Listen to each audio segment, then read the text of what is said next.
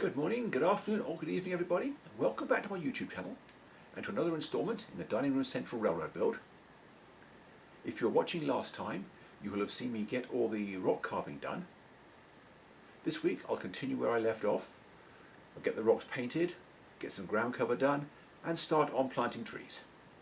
I really like the way it's turning out, so without further ado, let's just head out to the workshop and get to work. So I'm going to call that plaster work done, and it's time to get some colour on it. So let me get organised with the paints and I'll be right back. Don't go away. Well, that is all the plaster work sprayed with the black wash and then the dark brown wash daubed on randomly. At the moment it looks pretty ugly. But once I've got several different dry brush coats on tomorrow, it will start to look like rocks. You'll note that it is not an even colour. That's deliberate. It's supposed to be variegated.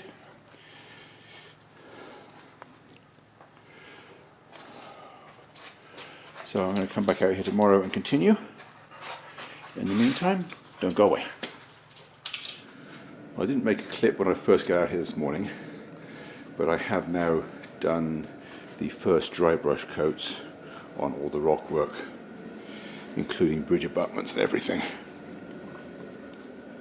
Now I'm going to work on filling in all the dirt areas with sculptor mould, and then I'll come back later and give the rock work some more dry brushing. So don't go away, I'll check in with you again later. Well, that is the sculptor mould spread out in all the dirt areas all the way along.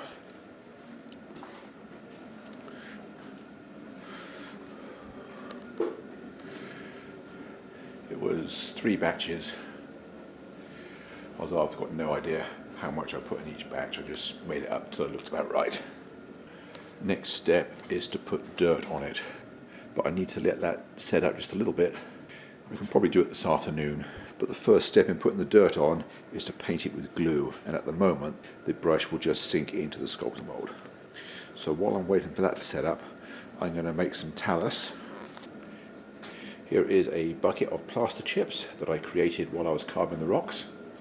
It's certainly not all that I cut off, but it's a good portion of it, and it's plenty for the talus that I want to make. So let me get organised and I'll be right back. Well, the first step in making the talus is to dump some very watery paint in a cookie tray. This is just what has settled at the bottom of my black wash spray canister. Although it looks decidedly grey, it doesn't matter whether it's dark grey or black. I'm also going to do some dark brown and then I'm going to mix it together. But you can see I've also spread paper towels out on a good portion of the bench. That's because once all the plaster chips are soaked with paint, I then have to spread them out to dry. So I'm just going to start working on that and I'll be right back. Well, here are the first 2 batches. The light grey at the top is what I got from that dark grey wash, and the darker grey down here is what I ended up with a much blacker wash. The talus will always be a lot lighter than the wash that you use because you're not painting it, you're just staining it. So now I'm going to do a few shades of brown and then I'll be right back. Well, this pile in the corner is what I got from mixing up a wash out of the same paint that I mixed in with the sculptor mould for the basic dirt colour. And this darker batch here is what I got when I mixed the leftover wash from both colours together. So that's going to give me a nice variation in talus colours. So all I need to do now is let that dry for a couple of days. At some point I will probably move it to my furnace room in the basement where it will probably dry faster. But for the time being I want to get most of the water to just leach out onto the towels. My next step in the scenery process is to paint the dirt areas with full strength white glue and then sprinkle on sifted dirt. I'm going to come back and spray dilute glue on again at the end, but I need to get a lot more glue than that would give me, and also it stops the dirt from bouncing off the sloped areas like here, for example. I wanted to be able to stick on 45-degree slopes. I started over this side. As you can probably see from the darker areas, some of the moisture from the glue is soaking through. But that doesn't make any difference. So let me just continue with what I'm doing, and I'll check in with you again later and share the next steps. Well, I've done this step all the way to this end, and then started back at the other end, but I've run out of sifted dirt. I'm going to have to screen some more to finish this corner and the whole of the swing gate. And I'm just thinking, you've probably got some questions right now, so let me try to preempt them and answer them. Some of you might be wondering why I use the sculptor mold when I'm going to cover it all with dirt anyway. Well, basically the sculptor mold is to get the shape right, and the dirt is to get the texture. There is some overlap between the two steps, but for the most part it's for a different reason. And the other thing you're probably wondering is why I bother to colour the sculptor mold when I put it on. That is because there will always be a few areas where it shows through. Most noticeably along the top edges of the rocks. You can see along here there's a little bit of the dark brown visible. It doesn't matter if there's dark brown visible, but it would matter if there was a strip of white showing. So that's why I colour it. Anyway, let me sift some more dirt and I'll be right back. Well, now that everywhere has been covered with dirt, it's time to put the next level of ground cover on. I've got several different colours of fine ground foam, which I will mix up randomly. I've also got a twig which I picked up from my backyard. I'm hoping it's brittle enough to snap up easily, and I'm going to mix that in as well, because everywhere there's trees there's always deadfall. So let me get on with that and I'll be right back. As you see. Well, with the next two ground cover steps completed, that is the dirt and the greenery, all I can do now is wait for it to dry. At the moment it probably looks a little on the dark side. It will lighten up as the glue dries, as the moisture leaches out of it. And the next step will be to paint the riverbeds, detail those. The stream bed down here, I've got talus inside, which is drying by the furnace.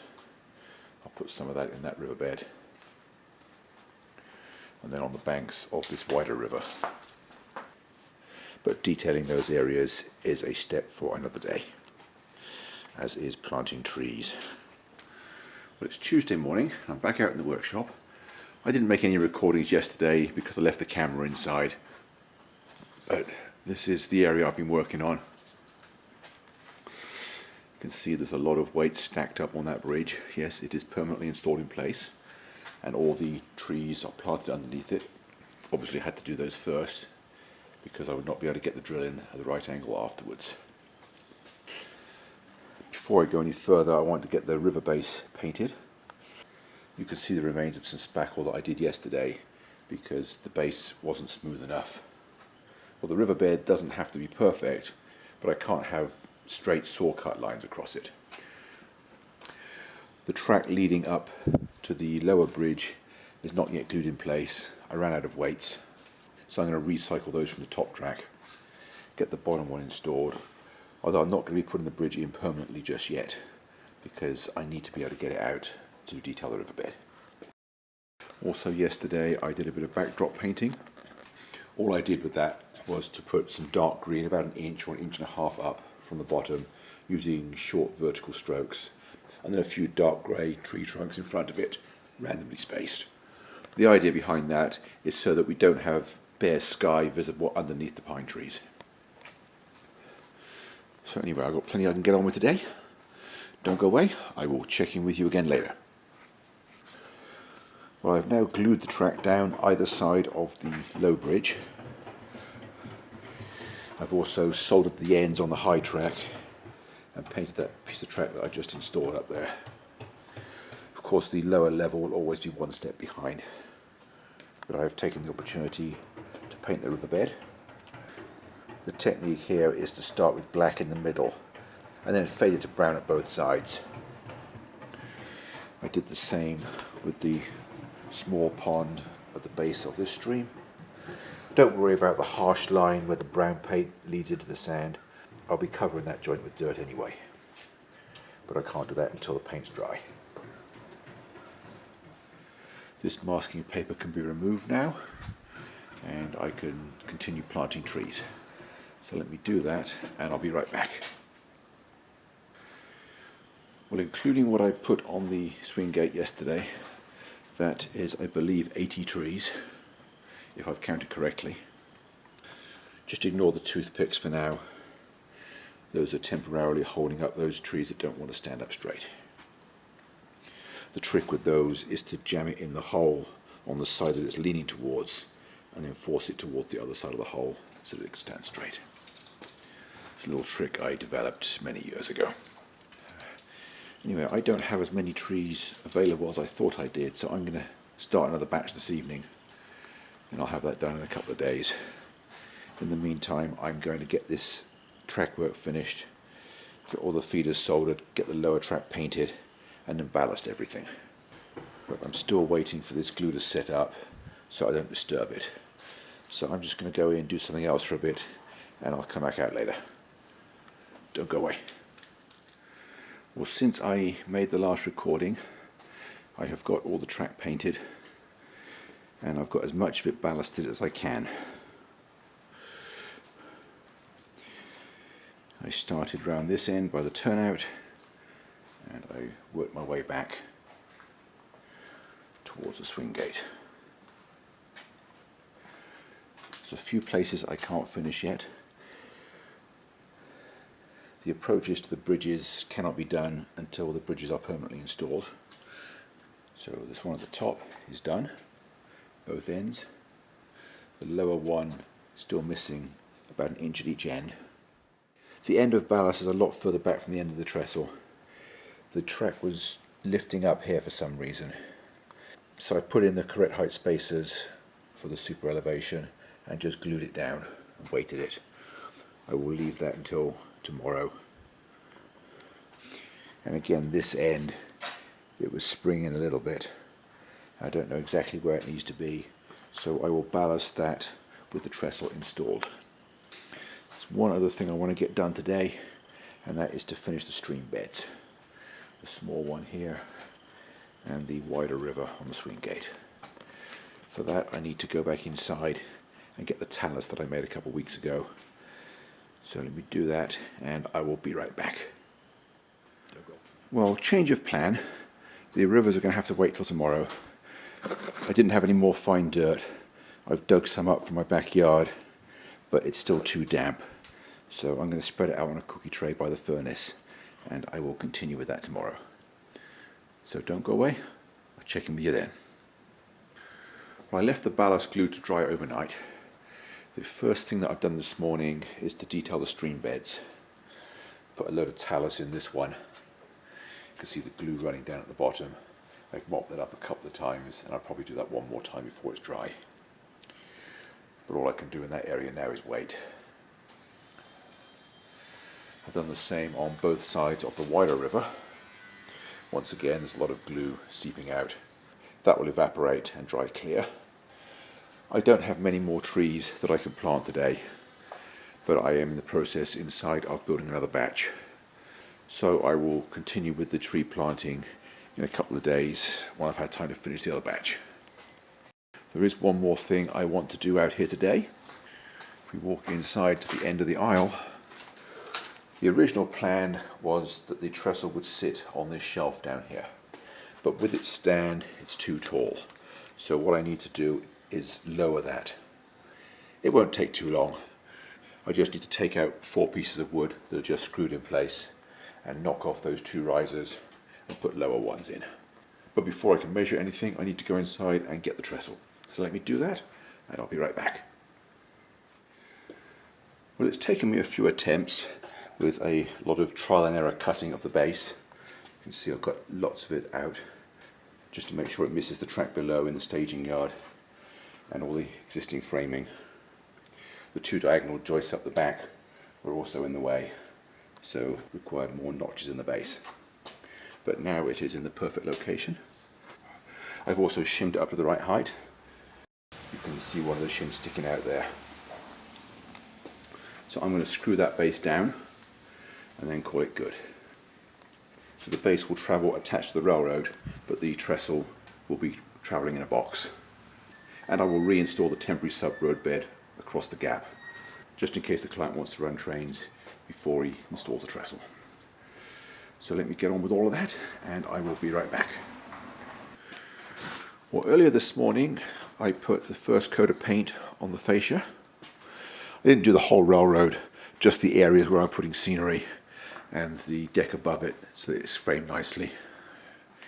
Now, often when painting the surface for the first time, I find imperfections that need spackling, which is why you can see a few spots.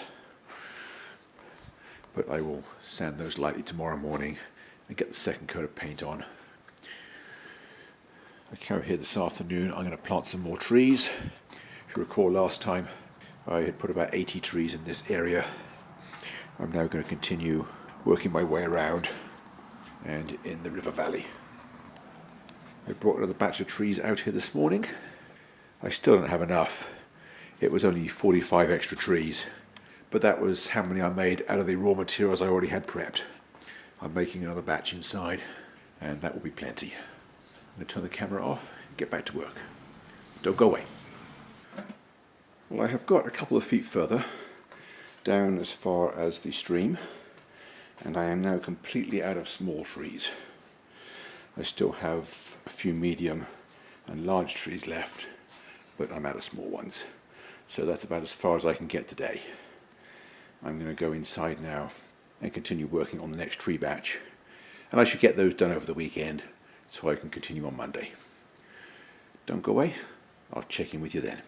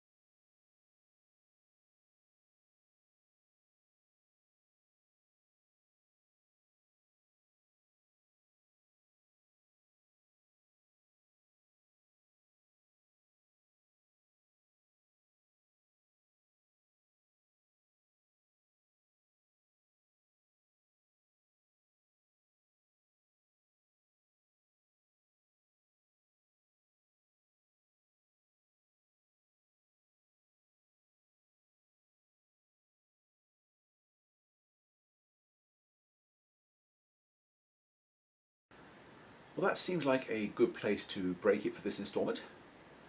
Looking at the amount of raw footage I have remaining, I'm thinking that one more installment should do it. So I hope to see you back here next week, and until then, thanks for watching, and bye for now.